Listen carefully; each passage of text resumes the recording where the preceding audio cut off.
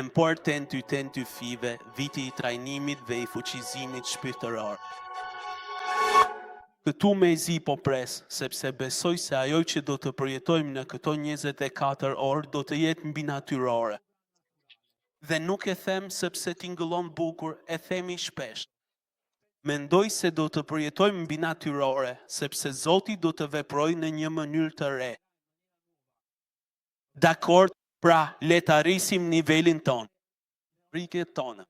Siç të tha Timi, ai të tregoj për tonet e të folurit. Ai filloi me të parën, atë për gjuhët në rregull, a është gjithçka e qartë, a e kupton? Nëse keni pyetje, si u përgjigjem. Bëj shaka. Ndoshta mendoj se janë shumë të rëndësishme. Mendo për këtë.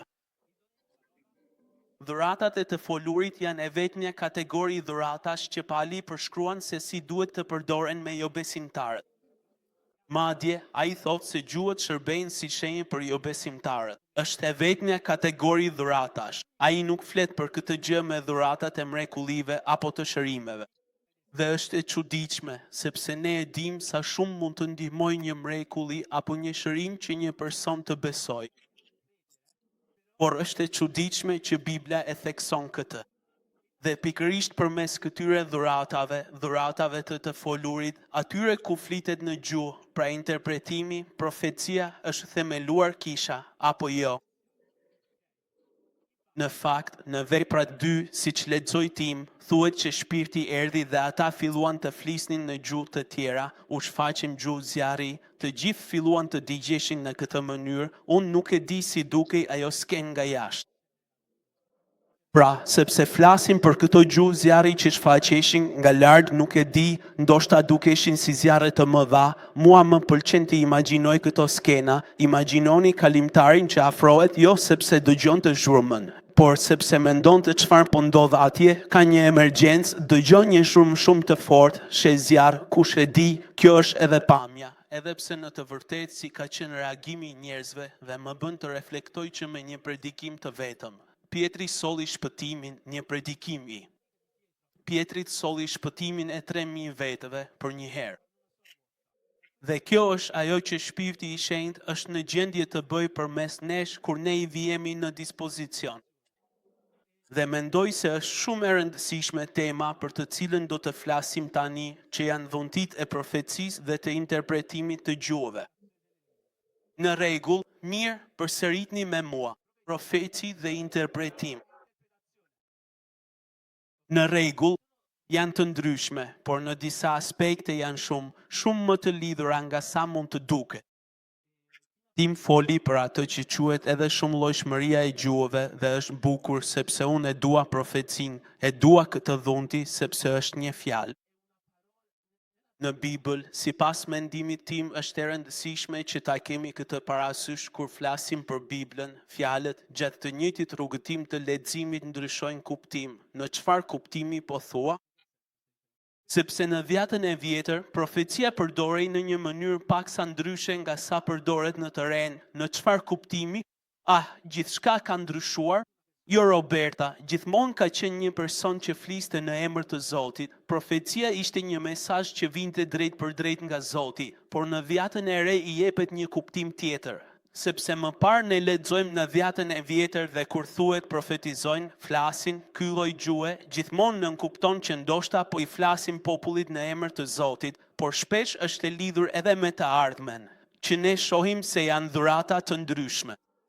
Ndërkohë, në Vjetën e Re është veçanërisht interesante për kufizimi që jep apostulli Paul, sepse thotë që profecia shërben në thelb për të folur me një gjuhë nxitjeje, ngushëllimi dhe ndërtimi. Më bën gjithmonë të reflektoj ky ndryshim, sepse na tregon pikërisht se si ndryshon edhe roli që profecia duhet të ketë brenda jetës sonë. Kur themi profeci, ndonjëherë e imagjinojmë si diçka mistike. Unë e imagjinoja kështu kur erdha fillimisht. Duhet të profetizoj. Pastori tha nga skena që të profetizojmë. Duhet I mbyllja sy? Duhet të ndjeja, nuk e di çfarë. Ndërkohë, kur flet këtu për profecinë, është një dhuratë e Shpirtit të Shenjtë që shfaqet në një mënyrë shumë praktike. sepse ka të bëj me inkurajimin, me ndërtimin përmes fjalëve tona, me ngushëllimin e njerëzve. Dhe e dua shumë këtë gjë te profecia. Dua të lexoj vargun e parë që gjendet te 1 Korintasve 14. Në rregull, 1 Korintasve 14, kërkoni dashurinë dhe dëshironi me zjarr dhuratat shpirtërore, sidomos dhuratën e profecisë, sepse ai që flet në një gjuhë tjetër nuk u flet njerëzve, por Perëndis, sepse askush nuk e kupton, por në frym thot gjëra të fshehta. Ndërsa ai që profetizon u flet njerëzve me gjuhë ndërtimi, nxitjeje dhe ngushëllimi. Ai që flet në një gjuhë tjetër ndërton veten e tij, por ai që profetizon ndërton kishën. Dhe më bën të reflektoj fakti që për këtë dhurat, Pali thot, vë theksin të kjo dhurat, madje thot se duhet ta kërkojmë më shumë se çdo tjetër, me zjarr, sidomos atë të profecisë. Dhe unë mendoj për këto gjëra dhe them, o Zot, po çfarë ka të veçantë kjo dhurat? Sepse në thelb çdo dhurat mund të sjellë ndërtimin e kishës, madje ky është qëllimi i dhuratave, e thot Bibla. Dhuratat shërbejnë për të ndërtuar kishën. Se duhet që kjo dhurat të kërkohet kryesisht mbi të tjera. Për mua nuk kishte shumë kuptim, por ajo që kuptova është se apostulli Paul po thekson një aspekt të dhuratës së profecisë. Që është një dhuratë që sfidon plotësisht egon ton. Sepse është dhurata që është 100% altruiste, vendos patjetër tjetrin mbi përpara vetes son dhe ka si qëllim të vetëm të sjellë diçka për të tjerët. Dhe kur, sipas meje, ai po thot këtë gjë, unë kam një teori timen, në rregull, mendoj se ka kuptim, duke qenë se te Korintasve ne shohim diçka. Pali gjendet përballë nevojës për të shpjeguar disa gjëra, si fillon të flas për kishën si trup, fillon të flas për unitetin. Flet për qëllimin e 5 shërbesave, flet për dhuratat dhe më bën të reflektoj sepse sipas meje arsyeja pse ka dashur ta theksoj këtë është sepse kisha e Korintit po fillonte të jetonte një kulturë jashtëzakonisht individualiste. Unë mendoj kështu sepse ai ka pasur nevojë të specifikoj disa herë, duke e zhvendosur theksin nga vetja jon drejt të tjerëve. Kisha, ne si trup, ne si bashkësi, jo më vetëm unë si individ. Dhe për këtë arsye mendoj se Pali ka dashur të theksoj këtë dhuratë, sepse dëshiron të nënvizoj rëndësinë dhe natyrën altruiste për ndërtimin e tjetrit, të kishës, të dhuratës së profecisë, a është kështu? Jeni me mua? Nëse jeni dakord, nuk bëj asgjë, në rregull, faleminderit, mirë dhe ju, dhe vazhdojmë 1 Korintasve 14:5 vazhdon, do të doja që të gjithë të flisnit në gjuhë, Pali ja uron të gjithëve, por shumë më tepër që të profetizoni. Është një ldising për atë të timit, prisni, këtu nuk ka, janë genze, po ju shpjegoj. Genze janë ata në moshën 30 vjeç, në rregull, dising në jargon që është ky gjua e përditshme që përdorim ne. Do të thot të tallesh, të sfidosh, pra nuk është një dising për timin, edhe pse ashtu duket, sepse ai sa po foli për gjuhët dhe unë shkoj e sfidoj dhe them të kundërtën, thot shumë më tepër se të profetizosh që kjo e të i kalon. Më vjen keq tim, por kjo e kalon dhuratën tënde, ke zgjedhur atë të gabuarën, ç'të të them, ai që profetizon është më i lartë se ai që flet në gjuhë të tjera, po bëj shaka, qetësoni, djem të gjithë mos u shqetësoni. Po bëj shaka, mos qoftë, mos. Qoftë përveç nëse ka përkthyes. Ai që profetizon është më i lartë se ai që flet në gjuhë të tjera, përveç nëse ka përkthyes, sepse kisha merr ndërtim. Pra, vëllezër, nëse do të vija tek ju duke folur në gjuhë të tjera, çfarë do t'ju vlente fjala ime nëse nuk do t'ju sillte ndonjë zbulesë, ose ndonjë njohuri, ose ndonjë profeci, ose ndonjë mësim? Ajo që Pali po thekson është pikërisht kjo. Ai po thotë, ju po përqendroheni aq shumë te ndërtimi i shpirtit brenda vetes, te përjetimi i diçkaje të mbinatyrshme në dhomën tuaj, po të folurit në gjuhë dhe të jeni të ndërtuar, por po harroni qëllimin e dhuratave, qëllimin për të ndërtuar kishën. Dhe ju shihni një imazh, është një pallat në ndërtim. Mua më pëlqen ta imagjinoj kështu, sepse sipas meje, ajo që ne humbasim nga syt është tërësia. Ne e shohim veten si ai elementi që duhet të kujdeset vetëm për veten. Por kjo më bën të reflektoj, sepse ne duhet të zhvillojmë një mentalitet ku bashkësia jon si kish mund të ndërtohet. Dhe ky është një mjedis në të cilin fryma e shenjtë mund të lëviz dhe të manifestohet. Në fakt, edhe Pali, jo Pali, është Timoteu, më fal. E përmirësova, e evoluova. Unë thash, jo, apostulli Timote e tha i pari. Me qenë se kisha ishte një, besimtarët ishin një, fryma e shenjtë zbriti dhe u shfaq në atë mënyrë. Amin. Ne e lexojmë këtë varg në Proverbat, i cili sipas mendimit tim është shumë i lidhur ngushtë me profecinë, sepse thotë se vdekja dhe jeta janë në dorë të gjuhës. Kush e do të hajë frytet e saj. Nuk ka vargje, mund ta imagjinoni. A u shfaq ai? Në rregull, mbretër të mëdhenj, më fal, nuk doja të. Si do qoftë. Më pëlqen sepse këto proverba më ngatërojnë, por çfarë do të thotë që kush e dëgjuan do të hajë frytet e saj, apo jo? Çfarë do të thotë që kush do të flasë, do të hajë frytet e saj? Dhe po flet për këtë, po thotë se secili prej nesh ka detyrën, të mbajë nën kontroll fjalët e veta. Këtë do ta thotë edhe Jakobi, sepse jeta dhe vdekja janë në gjendje të krijojnë jetë ose të vrasin. Dhe në fakt, kush e do të flasë nuk mund ta trajtojë këtë me lehtësi. Dhe kjo është arsyeja pse mendoj se dhurata e profecisë është jashtëzakonisht e rëndësishme, sepse kur profetizon nuk e trajton lehtë, nuk i peshon fjalët që përdor, por përkundrazi njeh vlerën e thellë të çdo fjale të vetme, sepse ajo ka qëllimin e ndërtimit, të ndërtimit të tjetrit, të ndërtimit të kishës, të ndërtimit të fqinjit tënd. Amin. Amin. Dhe le të vazhdojmë, ka një ndryshim midis profetizimit dhe parashikimit të së ardhmes, edhe nëse shpesh i trajtojmë si sinonime. Dhe e shohim të Veprat e Apostujve, nuk më kujtohet, Veprat e Apostujve kapitulli 21, Veprat e Apostujve kapitulli 21, më falni. Mirë, Veprat e Apostujve kapitulli 21, pasi u nisëm, të nesërmen arritëm në Cezare dhe, pasi hym në shtëpinë e Filipit ungjilltarit, i cili ishte një nga të 7 diakonët që ishin zgjedhur në fillim të kishës për të shërbyer në tryeza dhe për të ndihmuar vejushat qëndruan tek ai. Ai kishte 4 vajza të pamartuara. Nuk mendoj se Pali po e theksonte këtë sepse donte të martohej me njërin prej tyre, mendoj se po e theksonte për të treguar se ato jetonin ende me të.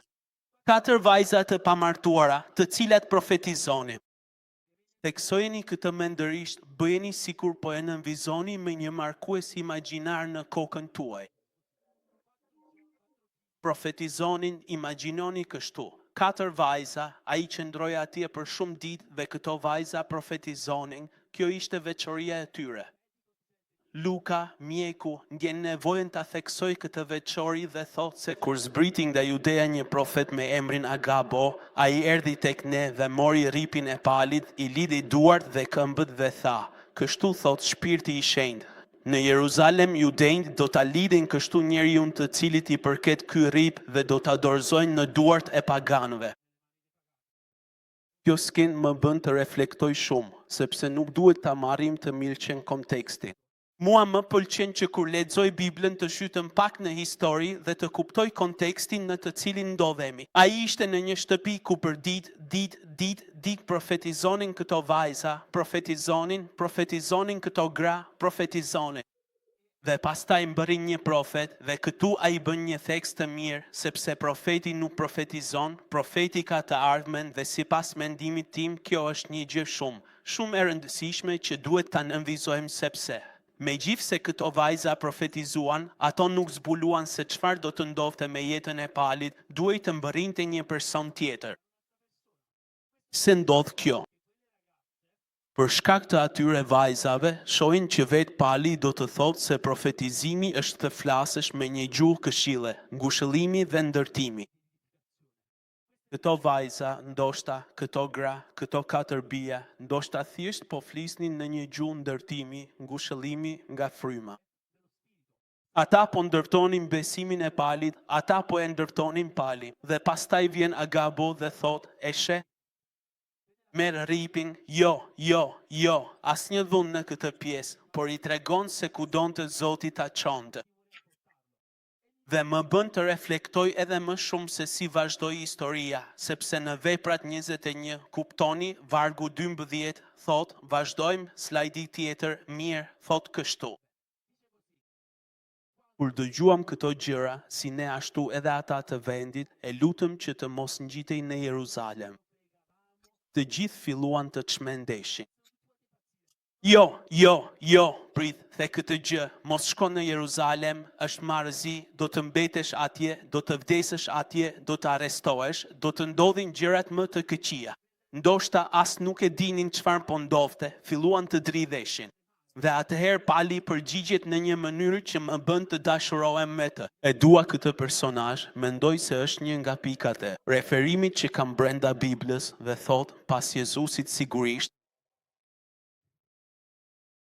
Pali u përgjigj, çfarë po bëni ju duke qarë, duke më thyer zemrën? Çfarë po bëni ju? Po përpiqeni të më merrni besimin tim? Çfarë po bëni? Duke qarë dhe duke ma thyer zemrën këtu. Dijeni se unë jam gati. Jam gati jo vetëm të lidhem, por edhe të vdes në Jeruzalem për emrin e Zotit tim Jezu Krisht. Dhe kjo më bën të reflektoj, sepse kjo gjë më shpjegon diçka, që profecia krijon një ambient besimi. Profecia krijon një ambient besimi në fakt kur thot të gjitha këto, imagjinoni vetë kontekstin. Pali ka qenë ditë pas dite atje me njerëz që profetizonin, që flisnin me një gjuhë inkurajimi, ngushëllimi, që ndërtonin besimin e tij. Ai u gjend atje, erdhi profeti Agabo dhe tha, do të ndodh kjo, do të ndodh diçka e tmeshme, do të ndodh një tragjedi. Dhe pali në këtë rrethan, në këtë ambient, tha, unë jam gati. Dhe unë mendoj se profecia ka detyrën të përgatis, të forcoj, të ndërtoj ambientin e besimit në të cilin jemi të shqytur. Unë e dua këtë gjë, e dua pa mas, sepse Biblia thot, vetë pali do të theksoj rëndësinë e profecisë, do të theksoj si te Korintasve, si që lexuam më parë, ku flet për çfarë është profecia, ashtu edhe te letra e parë drejtuar Thesalonikasve, ku thot, mos e fikni frymën, mos i përçmoni profecit, por shqyrtoni çdo gjë dhe mbani të mirën. Ok, thot mos e fikni frymën dhe mos e fikni më pëlqen sepse në original ky mos e fikni, folja ka një kuptim tjetër, është më shumë si, mos vazhdoni ta fikni frymën. Ndërsa mos e përçmo, merr më shumë kuptimin, mos i jep më pak vlerë nga sa ka, mos e nënvlerëso vlerën e profecive. Shpesh herë mendoj se ndes frymën në dhomën time, filloj të flas në gjuhë, hy në dhomë, filloj të flas, thëras zonjën e shtëpisë, thëras të gjithë, thëras zonjën e shtëpisë, shkoj të bukpjekësi, filloj të lutem në gjuhë. Dhe mendoj se po ndizet, mendoj se po aktivizohet, po fryma ishte këtu, tani po fluturon, po ngrihet lart. Megjithatë këtu thot shprehimisht, fikja e frymës lidhet me një ambient ku profecit nuk vlerësohen, një ambient ku nuk i jepet vlera e duhur profecive, një ambient ku nuk kishin zakon të fiknin frymën. Dhe unë mendoj se kur ne mësojmë t'i japim vlerën e duhur profecisë në jetën tonë, atëherë edhe ajo që në jetën tonë shpirtërore ndoshta po shuhet, mund të rikthehet, mund të ndizet sërish. Dhe për këtë arsye, siç thash më parë, dhuntia e profecisë është jashtëzakonisht altruiste, sepse ka mundësinë, madje edhe detyrën, të ndesë sërish frymën në jetën e të tjerëve. Ndërsa detyra jon është të mos i përçmojmë ato. T'i japim vlerën e duhur, amen? Në rregull. Dhe unë mendoj një gjë, mendoj se kisha një kish egoiste, si që thuhet këtu, e shuan frymën e shenjë, sepse një kish jo shpirtërore është praktikisht thjesht një fan klub i Jezusit. Një kish pa frymën e shenjtë është një klub tifozësh. Ne mblidhemi këtu, e këndojmë, e luajmë, e këndojmë mirë sepse ka tinguj, por në kuptimin që e këndojmë dhe e luajmë. Por ne bëhemi thjesht një klub tifozësh të Jezusit, sepse po e shuajmë rolin e personit më të rëndësishëm në këtë dhomë, që është fryma e shenjtë. Amin dhe kur. Pali, përpara se Timoni të fliste për dhuratën e gjuhëve, për vlerën e ndërtimit të kishës kur ka interpretim, por dua të nënvizoj diçka që Pali thot për gjuhët, sepse sipas mendimit tim ne shumë shpesh nuk e kuptojmë mirë Biblën, sepse nuk e kuptojmë mirë kontekstin.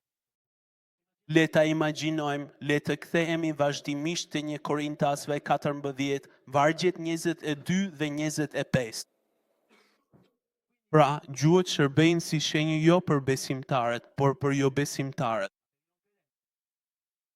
Ndërsa profecia shërben si shenjë jo për jo besimtarët, por për besimtarët. Atëherë, kur e gjithë kisha mblidhet dhe të gjithë flasin në gjuhë të tjera dhe hynë të huaj ose jo besimtar, çfarë do të thonë? A nuk do të thonë se jeni të çmendur? Është çuditshme sepse duket sikur kundërshton veten. Thot, gjuhët janë shenjë për jo besimtarët, por nëse flitet në gjuhë, jo besimtarët mendojnë se jeni të çmendur. Kjo është kundërthënie. Dhe pastaj thot, nëse të gjithë profetizojnë dhe hyn ndonjë jo besimtar ose ndonjë huaj, ai bindet nga të gjithë. Por më fal, në fjalinë e mëparshme tha të kundërtën. Tha që profecia nuk është shenjë për jo besimtarët. Megjithatë këtu jo besimtarët binden. Sepse unë mendoj se kur i vendosim gabim në kontekstin e gabuar dhuntit të shpirtit të shenjtë, atëherë në vend që të ndërtojnë, ato shpërqendrojnë, vjedhin vëmendjen nga Zoti. Dhe në fakt e shohim këtë. Këtu po flitet për një kontekst specifik. Nuk do të thotë që kur na thonë të flasim në gjuhë, po shkelim atë që është shkruar në Bibël. Po shpjegon një kontekst të caktuar. Po flet për një situatë ku të gjithë po flasin në gjuhë dhe dikush vjen dhe ndihet i huaj. Sepse ai nuk po kupton çfarë po ndodh, po thot pikërisht atë që ndodh me shumëllojshmërinë e gjuhëve, duhet të ketë një qëllim përmes interpretimit që të mund të arrijë dhe të ndërtojë tjetrin. Pra po, gjuhët shërbejnë si shenjë për jo besimtarët, po ka interpretim,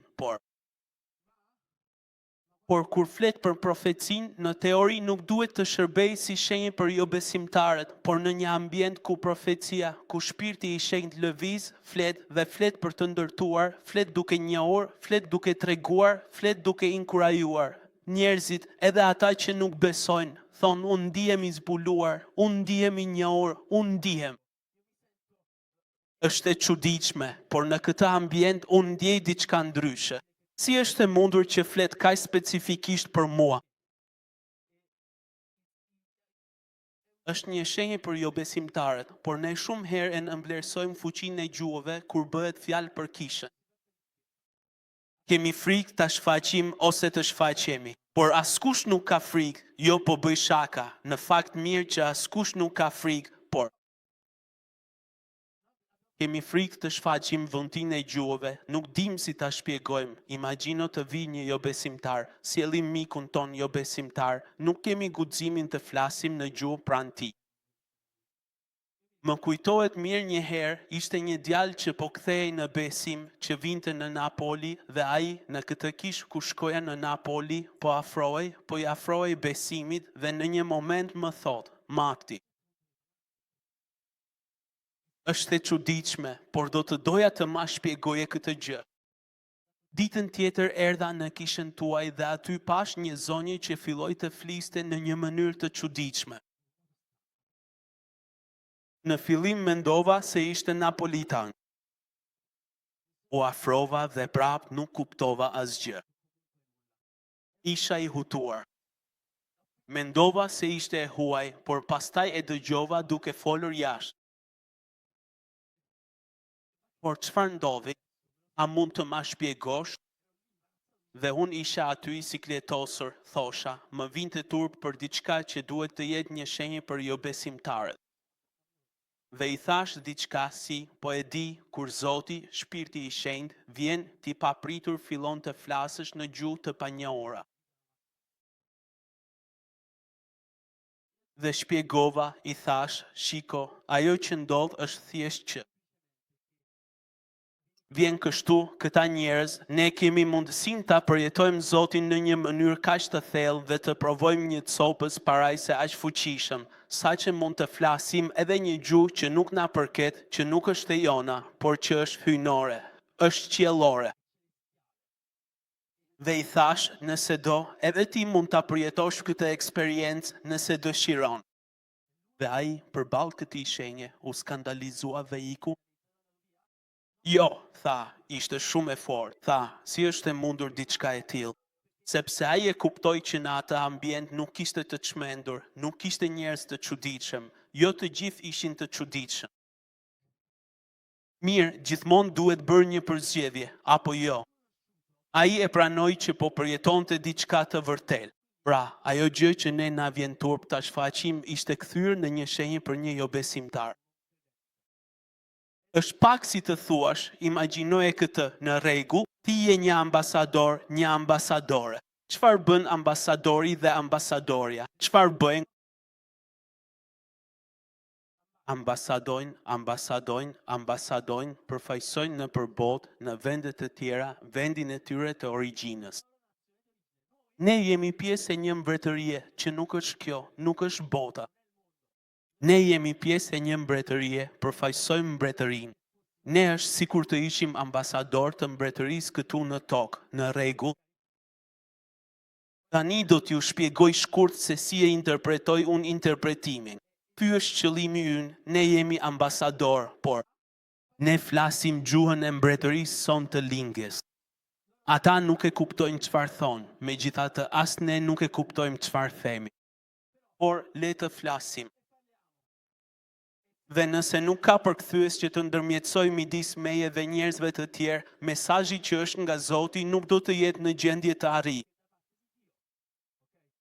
Tani imagjinoni, mua më pëlqen t'i shoh profecinë, gjuhët dhe interpretimin si dy rrugë plotësuese. Ne kemi hartën akete të rrugës. Ja, imagjinoni, kjo është rruga nga Piazza Frattini në Kish. Sa njerëz e njohin? Unë dhe Timi po shkojmë në drejtime të ndryshme. Unë dua të eci, Timi me makinë. Le të fillojmë nga Piazza Frattini. Timoteo po shkon shumë shpejt, është në makinë, por ka një semafor. Unë bëj rrugën time, ndjek këtë vijë blu, ndjek vijën blu dhe shkoj drejt Kishës. Ai më bëri një pari shpejt, shumë shpejt, nuk e ka kaluar semaforin me të kuqe dhe I ka rënë vetëm një e gjelbër e madhe, një rastësi e çuditshme. Por pastaj, kur arrin pranë Kishës, duhet të gjej vend parkimi. Dhe kushdo që është këtu të dielën në mëngjes, e di çfarë do të thotë të gjesh parkim të dielën në mëngjes. Unë kam mbërritur në Kishë, kam bërë mëngjesin social, kam adhuruar. Timoteo është zhdukur, kam mbërritur në një moment të papërcaktuar të gospelit. Faleminderit, por çfarë ndodhi? Nisur nga I njëjti pikë, arritëm në të njëjtin qëllim, por rruga dhe forma ishin të ndryshme. Dhe sipas mendimit tim është e rëndësishme që ne t'i shohim dhuntit, sidomos këto dy dhe këto këtu, që kanë të bëjnë me interpretimin dhe profecinë në këtë mënyrë, si diçka të ngjashme, por të ndryshme. Profecia ka për qëllim të nxjisë, të inkurajojë, të ngushëllojë. Por vjen interpretimi I gjuhëve që ka për qëllim të përkthejë, të deshifrojë atë që vjen nga shpirti, që shumë shpesh është edhe një profeci. Në fakt, Pali e thekson këtë. Dhe kjo është shumë e rëndësishme. Në fakt, unë mendoj se problemi. Unë mendoj një gjë, mendoj se kur bëhet fjalë për dhurata shpirtërore, ne po humbasim pjesën më të madhe, sepse përqendrohemi te ndryshimi I rrugës dhe shumë pak te qëllimi përfundimtar. Jo, unë dua dhuratën e shërimit, të gjithë e duan. Dhurata e shërimit, unë këtë dua, sepse bëj kështu me duar. Kam shkuar te Kam një bat të sqol që e kam kaluar duke bërë disa ndalesa në një turne. Një nga ato turnet që e dini, a i shkom vërdau me ata studentët dhe nuk më kujtohet në ndonjë kish gjendem aty duke u lutur për një djalë. Oh, sjal, apo jo. Vë dorën mbi kokën e tij bie. Oh, bie aq shpejt sa as sigurimet nuk e vënë re. Cili do të kishte qenë reagimi juaj i parë? Lutuni për të, e shikoj dorën. Do t'i lë miqt e mi të kthehen. Shiko. Pa dyshim që a i ra sepse u hodh, mysafiri i shenjtë e bëri për të më thënë të mos merresha me të madhe. Por kjo është e rëndësishme sepse ne duam ato dhurata që duken shpërthyese, shumë të bukura, por kur Bibla flet për dhurata, flet për diçka që shkon përtej egoizmit ton, prandaj thekson profecin mbi të tjerat, sepse lëmënjan e gon tënde. Lëmënjan një ndjesi të bukur, të shohësh atë gjë që mund të pëlqej. Do me thënë, dua ta vendos theksin tim, syrin tim, mbi të gjitha të tjetrit. Atëherë po, a i kërkon me zjarë të gjitha dhuratat, por veçanërisht atë të profecisë.